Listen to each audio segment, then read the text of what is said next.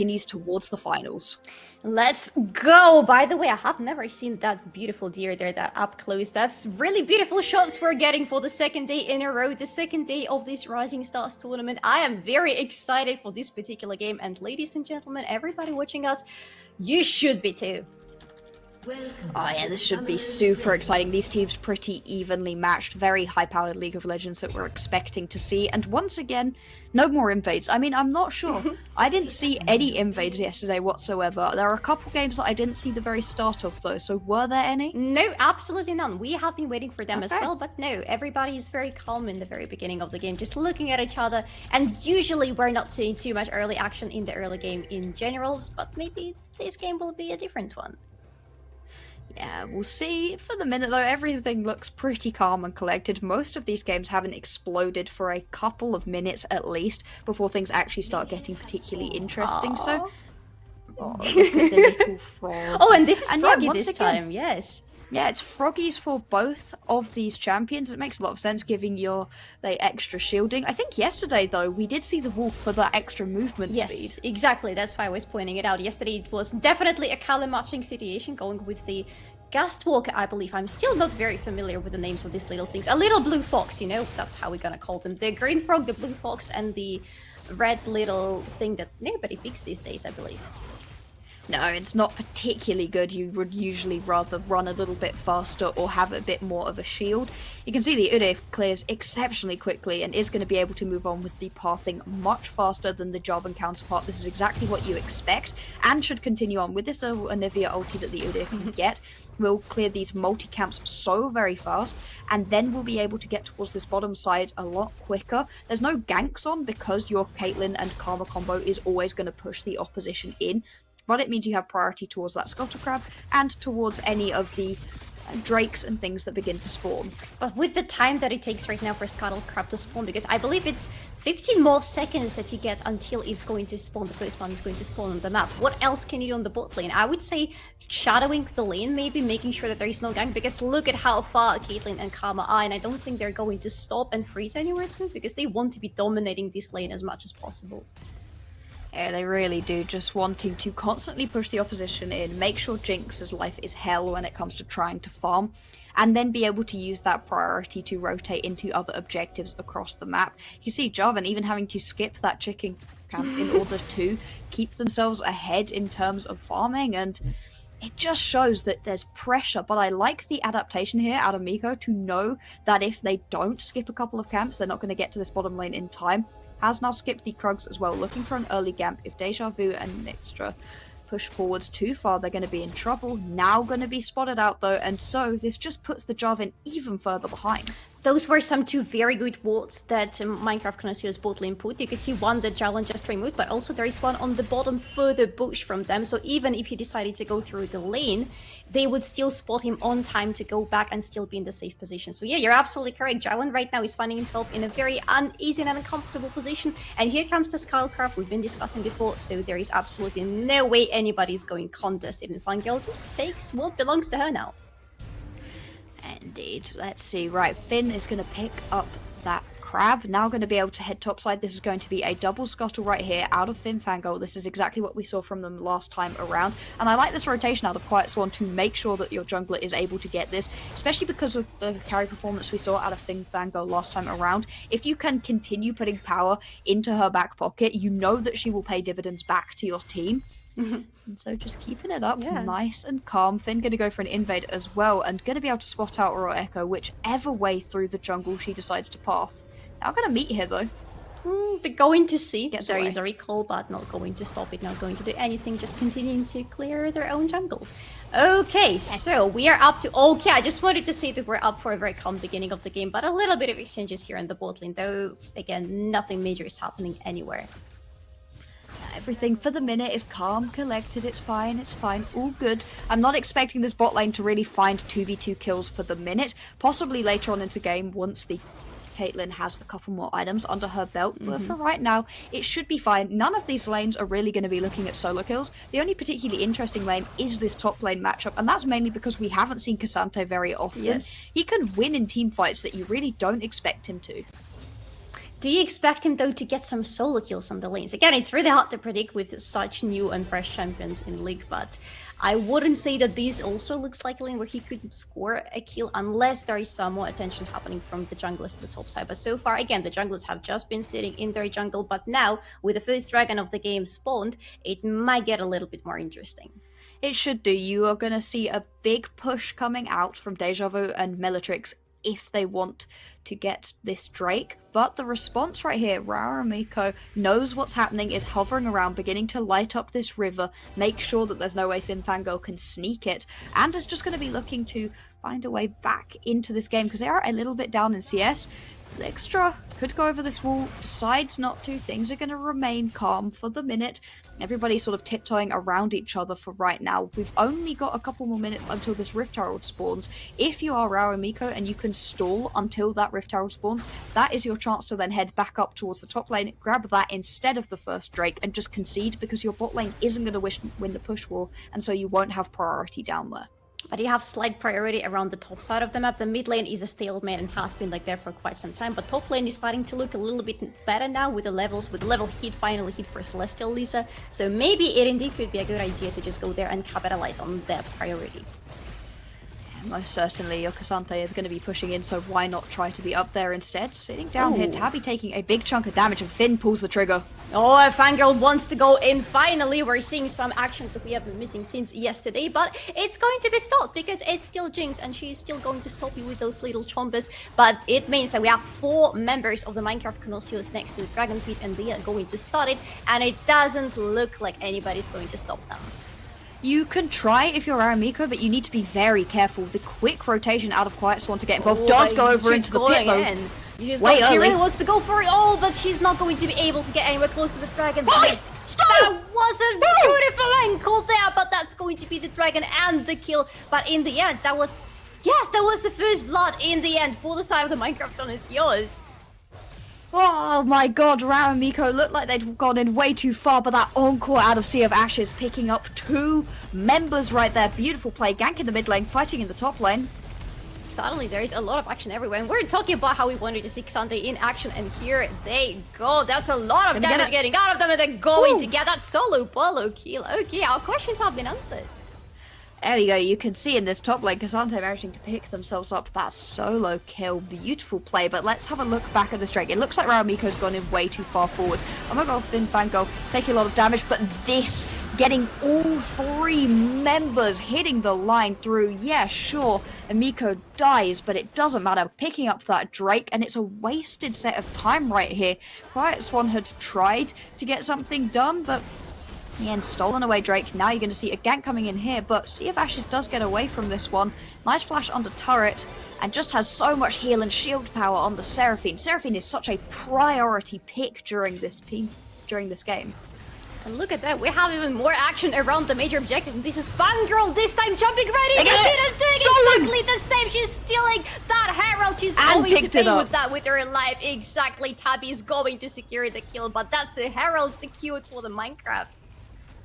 It's a steals game. Everybody's stealing buffs off of each other. Lovely play right there out of Finfango. Now these kills are going 1 apiece simply because these junglers are having to run in and nick away the buffs. And unlike the stolen Rift Heralds that we saw during previous series, it was actually picked up as well. So Finn's now going to be able to use this into any of the lanes that she so chooses to give her team a priority lead. You can see the bot lane rotated up, and this is exactly what you want from your heavy pushing bot lane. Rotate them towards the bot side when you have a Drake up, rotate them towards the top side when you have a Herald up. They will get you priority and make it so you can walk into these objectives. Unfortunately, I think Deja Vu and Melixtra got up top a little bit too late, and that's why it had to be a steal rather than a straight take of that Rift Herald, but you can still see the idea behind it. Yes, and honestly, it makes it even more exciting when you see a steal instead of teams just going up to the pit and fighting for it. And what is important is that it's an exchange of a steal for a steal. So right now, 2 objectives in the game, both of them have been stolen, and if that continues like that, that's going to be extra exciting. But so far, we're sitting on a 2-1 situation with LionsCreed in a slight advance here, and even advance in terms of gold. They have 1,000 more compared to Minecraft Connoisseurs, but the difference is not too big to consider it for now. You can see for right now things are still very even. It's going to change a little bit once this Herald gets popped down. As long as it's pre-14 minute, that chunk of turret plating is going to be lovely. I would like to see it put down into the bot lane, to be honest, to be able to crack this tower earlier on for your Caitlyn Karma, and then they can move on across the rest of the map with a little bit more freedom. But you can see Rao Miko has been spending a lot of time down towards this bottom side, and these mid laners actually have been rotating to sort of cover, expecting more action down here, and it's a little bit worrying that in the top lane, things are going the Cassante's way. No more solo kills for the moment, but definitely a possibility to go for one. There is still the ultimate available for Celestial Lisa, so if she decides to go a little bit more aggressive, even considering the fact that she's sitting quite close to the turret of Gertrude the Pony, it still could be a second solo kill happening there. But the majority of the action is still at the bot side of the map, still talking about the Herald sitting on Omulfin Fangirl, still talking about the possibility of giving some additional gold to Caitlyn, who I would say out of everybody on their team deserves additional gold and needed additional gold the most. Indeed, it's all... Nobody seems to be falling behind too far right now. You can see there's a little bit of a difference in the top lane, but this bot lane is now going to explode for the favour of Minecraft connoisseurs. They're going to pick themselves up 2 turret plates even without the Herald, another 2 with the Herald, and this is a huge injection of gold, exactly where you want it. If you can get your Caitlyn ahead, that is going to be absolutely massive for you come to these mid-game team fights, because Caitlyn really has such a strong 1 to 2 item power spike, and if she can hit that nice and early on, you're going to be able to destroy this bot lane and rotate that pressure around the rest of the map. And that would be very good time to get a Caitlyn up and running, because we are talking about 20 seconds before the second Drake of the game is going to spawn. Can we please see what Drake it's going to be? Because I don't think it's going to be the second Infernal one in the game. It shouldn't be, which means it's either going to be Hextech or Chemtech, because both of those are still bugged on the Spectator client. We'll see which one it actually is in the end. But, for the minute... See, there we go, Hextech. Okay, this is a great single Drake to pick up for yourself. Oh, quite some. Finally, a shockwave released on the mid lane, immediately followed up by an Encore and Fangirl. You are not where you want to be. That's too many tower shots you just got, and the Sea of Ashes still lives. And no flash on Omagorth and Fangirl, and that means gonna be taken out very easily, way over aggressive on that play, gonna lose out, and that's right as the Drake is spawning, meaning that your bot lane priority doesn't matter. You don't have a jungler around, it's just gonna be conceded straight over to LionsCreed, and that's now their second of the game, beginning to stack up these Drakes quite efficiently. We'll see what the soul is going to be in just a second, and if it's a particularly high-powered one, then that is a big blunder out of Fangirl. Ooh, okay, that's not the worst one that could have happened, even though definitely could have hoped for something a little bit more exciting, but this one is good too, and I love that they have 2 singular dragons, and those are the ones that are going to scale very nicely. Look at that beautiful shockwave here! Oh, it's so nice, and those plays just beautiful right there, picking up that kill, and things are feeling a little bit dicey right now for Minecraft. They've been trying to get a lot of stuff done, they've been very proactive across the map, but in the end, it's not actually working out. A lot of these plays just going in the favour of LionsCreed.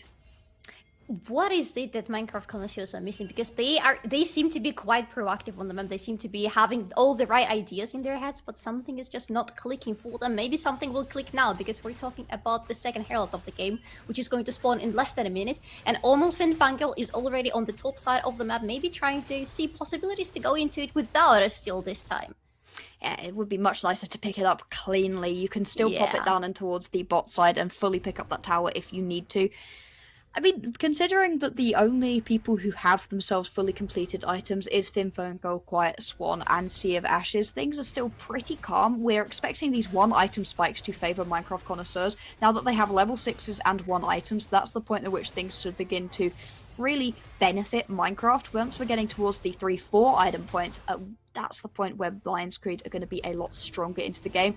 Sea of Ashes is way out of position right here. Oh, that has the flash available, so it doesn't really matter too much. But you now don't have the flash anymore. In fact, Sea of Ashes doesn't have absolutely any summon spells, which is not a great situation considering that there is a herald being taken by Minecraft connoisseurs.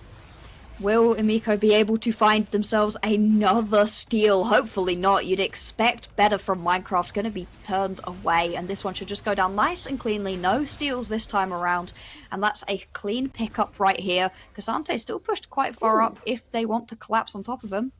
Just gonna back off.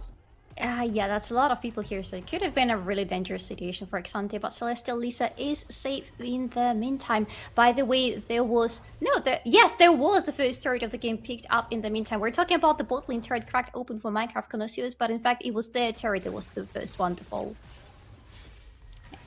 Not what you expect. You expect that Caitlyn Karma to be able to fully get that bot lane turret down by themselves. Unfortunately for Deja Vu, Melixtra has been called away many times, having to get involved across the rest of the map.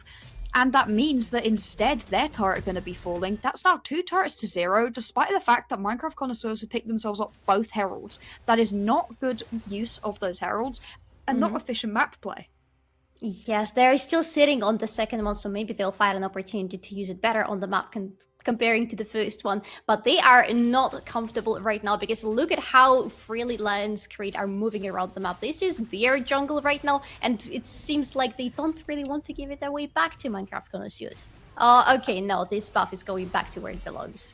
And we're just trying to steal it away. It makes a lot of sense. You'd quite like yourself a blue buff on the Jinx, can allow you to just spam those zaps a little bit faster on, use those rockets a bit more freely. This mid lane turret is also in danger of falling right here though, and that would be 3 turrets to 0, all of the outer turrets being taken down. You really are seeing just constant map pressure right now out of LionsCreed. Their rotations are clean, they're constantly where they need to be. And Minecraft Connoisseurs, they just need to find 1 or 2 fights to get themselves back into this game.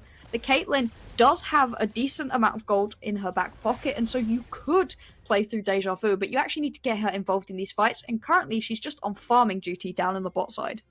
She really needs to be on the farming duty. She has been behind in terms of the farm compared to Jinx for the majority of the game, if I recall correctly. But also, if we're talking about Jinx, can you really afford to leave her around the turret, or can you really afford to leave Tabby around when Fangirl is running at you? That's a flash, but Fangirl doesn't really... No, she does care, and she's going to go back. That was a flash, but that was no kill in the end. No kill, but the flash of the Jinx is absolutely huge, making it so that Stratospan is going to be a lot more vulnerable during these fights, and you need to be careful as a Jinx. Very immobile, very squishy, and you are the main carry of your team, and so now that flash is gone, you're going to have to be supported a little bit more strongly by Tabby. Might stop this Nautilus from being able to step quite as far forward. You want to be stepping forward, because this is 13 seconds before the 3rd Drake of the game is going to spawn. LionsCreed are sitting on 2 Drakes right now, so they really want to get to this soul point. But look at that, Minecraft Connoisseurs are at the pit already, and look at the walls they have around. There is very little to no vision available to LionsCreed this time. Will they decide to go for another steal? That is going to be my question, because look at Aimiko. She wants to go in. She's going to go in. She's sitting in the bush. Yes, not seen there. There is a herald up, but Come on. Oh, come on. Oh, no, that is not going to be the steal, and you're going to be punished for it right here, right now, sitting in the pit. Oh, but an encore! Huge! 4 people encore hit, not resulting in the kills, but you don't need the kills after that. That was a win itself. Yeah, just managing to get your jungler out alive. Unfortunately, Rao and Miko was not able to pick themselves up that Drake, but you saw the Rift Herald was also popped, now going to make its way towards this bot lane, should take down this turret. That's going to be the first turret of the game for Minecraft Connoisseurs, and so overall a really big win. Unfortunately, they didn't manage to find the kill onto Emiko, but it doesn't really matter. It was a nice setup out of Minecraft Connoisseurs.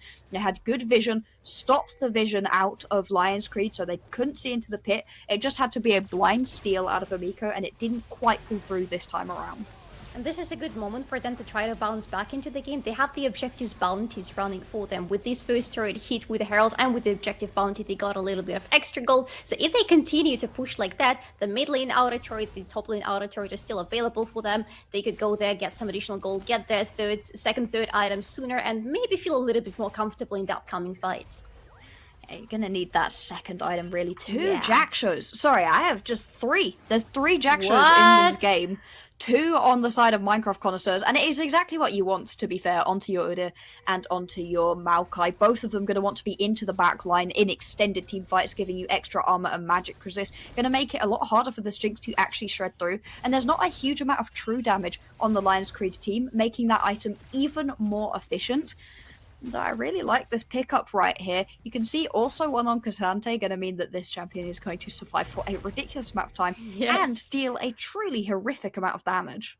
That's something I really want to see more of. We have had our eyes on Celestial Lisa for quite a few moments throughout the game, but I really want to see a big on 5-on-5 fight and see what Xante is really capable of. Here comes the time of our guy, the Baron, spawning on the map, which means it's a good time to start having an eye on the top part of the map, having as much vision around the pit as possible. You can see vision lines being pushed into the opposition's jungle by LionsCreed. And it just means that they're going to have a good idea of where everybody is running around right now on the side of Minecraft Connoisseurs, and you're not going to be caught out all of a sudden. Currently, both of your top laners down towards the bottom side having themselves the TPs, and so will be able to get involved in these fights.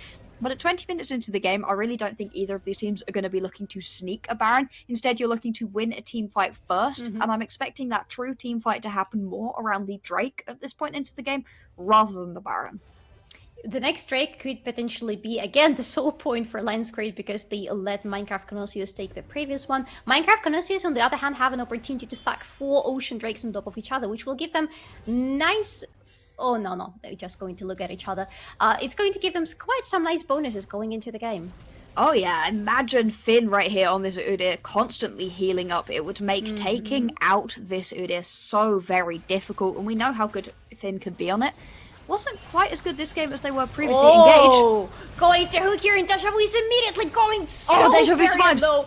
She survives. Xante in the backline. Xante in the backline. Bad situation. Xante in the backline. Why are you so far away? Because you're there to deal the damage. Orianna is going to secure the kill, but one is going to go to the Sea of Ashes as well. The action is so scattered by. Here comes the Celestial Lisa. Here comes the Xante. We so desperately wanted to see so much damage, and it's a double kill for Xante. Going for a triple. Is it going to be? Yes, it's going to be a triple kill for Celestial Lisa. Celestial Lisa making this Xante work. The TP right into the backline. We highlighted the massive amount of vision all the way behind the Minecraft jungle. You're able to use that flank TP to just scatter the opposition. It looked so good when Deja Vu survived the initial engage. Would have been able to stand there and lay down the damage, but instead Xante is in the backline. Look at this. You can see Tabi just going forwards, catches onto Deja Vu. Exactly the champion you want to see. Rooted up, gets almost taken down, manages to escape the Cataclysm, but then Celestial Lisa has teleported right into the backline.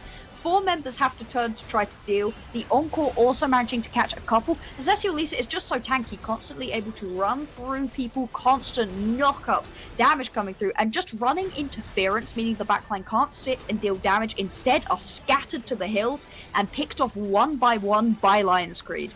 What is extremely interesting here is that that's something we saw happening yesterday for Minecraft Connoisseurs. You could see Fangirl going so deep into the enemy's backline and being absolutely unkillable there, and because of that completely disturbing the front-to-back composition of the enemy team. Here, LionsCreed are doing exactly the same with Celestial Lisa, and it's working so nicely for them.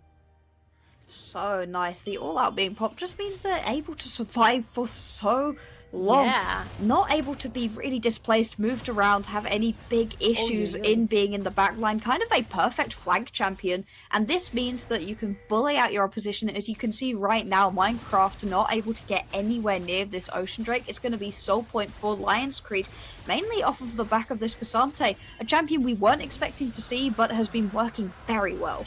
Well, we kind of were not expecting to see. You're absolutely correct. Look at that. Sea of Ashes is looking for an opportunity to maybe go in. The Encore is again available for Serp, and that's another hook. That's another. So Gertrude the Pooty completely caught out, and there is no way you're getting out of it. It's too much control with the Chompers and with the Nautilus. Just going to get taken out way too far forwards. Gertrude the Pony not in the right position during that fight. It hasn't been a particularly good game for them either, and to be honest, this whole game is feeling a little bit like a stomp right now. LionsCreed, they were able to weather the storm in the early game, and that's what we highlighted during draft. If they were able to weather the storm, things were looking pretty good, and Minecraft, they certainly tried to find things in the early game. They didn't sit back and relax. They tried to get ahead like their composition needed to, but it just never quite worked out. All of the ganks just went slightly wrong. The Drake being stolen away on that early play, kind of indicative of the way that this whole game has gone. And now we're talking about a 9,000 gold difference between the teams. The gap is way too big for Minecraft Connoisseurs to see any easy way out of it. The turrets are falling down because the Baron buff is still active for the LionsCreed. They just took down the inner turret on the bot lane, looking to take the A1 on the mid lane as well, which will give them an easier time going into the enemy's jungle even more comfortably than before. Things are just very easy right now. The turret control, you saw 2 heralds being picked up by Minecraft and they still were not in the lead of the turrets. That's just indicative of not having enough push, not being able to find actual ways into this game, and they're currently being run around. Celestial Lisa pulling out that 1-3-1 right now, Jarvan heading up towards the top lane, and you're just so safe. You have the ability to step this far forward and there's not really anywhere you can go. You need multiple members from Minecraft to take out even one member of LionsCreed, and it means that they can't send enough members to defend any of their turrets. They're going to lose every single outer turret on this push, and this isn't even a Baron empowered push. Not anymore. They managed to take down 2 turrets with the Baron, and now they're extending it to the 3rd one without the Baron anymore. But do they really need it if they're in such a great lead everywhere on the map, basically? We have right now less than 3 minutes before the next Drake is going to spawn. If LionsCreed go and secure this one, this is going to be a solo for them. For Minecraft, there is a slight possibility to go and still try to stack these dragons on top of each other, but they're so next to their base right now. They really don't have much vision anywhere in the jungle, so it's so unsafe for them to try and go establish it or do anything around the map. Yeah, they've taken themselves out. 1 turret. One singular turret, and it's not even the mid lane one, which means that they are just so pressed for space. You can't step out of your base. You're kind of just catching waves as they arrive to you. All of your jungle is off limits whenever LionsCreed decide that they actually want it instead, and it just means that there's no real position for you to actually find the gold in time to make a comeback. Currently, they are down by 10k. That's an absolutely ridiculous amount of gold to be down by, and that's not really the goal. That's not really the kill score, that's the turret score, the pure objective control that LionsCreed have shown off. We've not seen this team on stream before, but my god, do they look strong.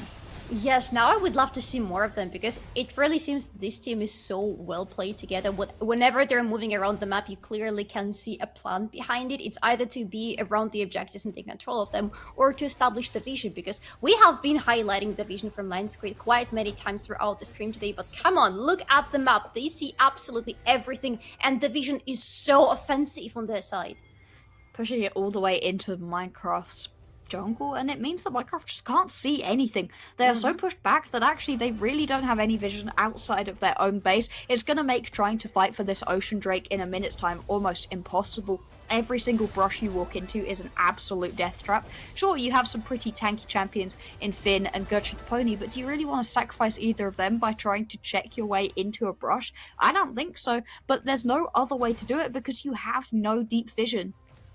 Yeah, you don't want to sacrifice anybody, and you don't want to be going that far anywhere, even though it's really close to your base. Even this close is not safe for you anymore, because there's so much control on the side of LionsCreed and so much damage that you don't really want to be meeting them. But you will have to, because 24 seconds before the Baron is going to spawn, the second Baron of the game, and 36 seconds before the next Drake is up, which again might just be a soul for LionsCreed.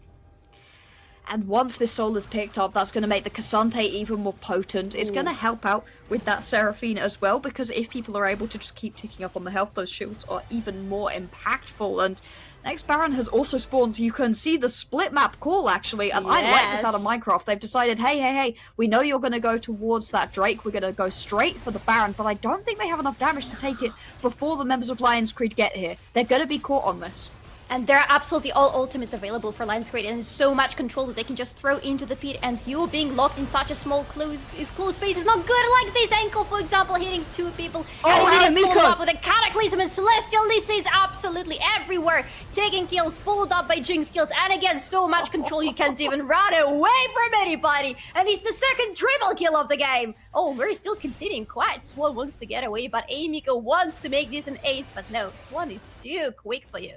Oh, what a call right there. You could see Minecraft, they really wanted to. It was a true desperation call, and it does not pay off. They're going to lose the Baron, they're going to lose the Soul, and most likely they are going to lose this game. It didn't matter that there was maybe a bit of a catch right there onto Tabby, because the very second that this Cassante and Raimiko got into the backline, it was over. This Cassante dealing so much damage and able to just survive for so long. Healing constantly, that Jack show giving so much power as he just sits in the backline, happy as anything. Celestial Lisa playing this new champion beautifully, and I think it's going to have to be on the radar of other teams later into this tournament as a priority pick for the top lane. And it doesn't matter how many tanks you have on your team and how tanky they are, because this Xante gets right into your backline and your carries are so very squishy that the moment somebody gets close to them, there is absolutely no way they're going to survive through this. And your own front lane cannot be there to help them because they're busy fighting in the front lane or just trying to understand what is going on. You can see just the amount of damage he can do with those non-Tofo strikes, and ooh, it's Deja another Vu. Cataclysm on the Deja Vu. Deja Vu. Oh, that was a lot of damage coming out of Jinx. You have quite some shields from Karma, but they're never going to be enough. That Jinx is so scary at the moment. Look at this. This is a tanky champion who can also run fast, survive for a long time, has dashes with the footwork, and just kind of an all-round beast in the top lane, this Cassante. Final stand right here out of Minecraft. Will they survive in this tournament? Lose here and you are out. You're out of playing for those playoffs, Paul. You're out of playing for that prize money. Can you find a way back into this game, or is this going to be the end of the road for Minecraft? Oh, definitely they are not going to give up here, but I think LionsCreed disagree with me. Another Encore and another Celestial Lisa being completely unleashed. 1 kill, 2 kills for Jinx. Is it going to be? Yes, it's going to be a third triple kill, and you're getting 1 kill back, but Jinx doesn't care about that. Oh my god. Oh, there's a Penta. Oh, that's a quadra kill for our girl Jinx to complete this game. 18-4, and LionsCreed are getting out of this victory.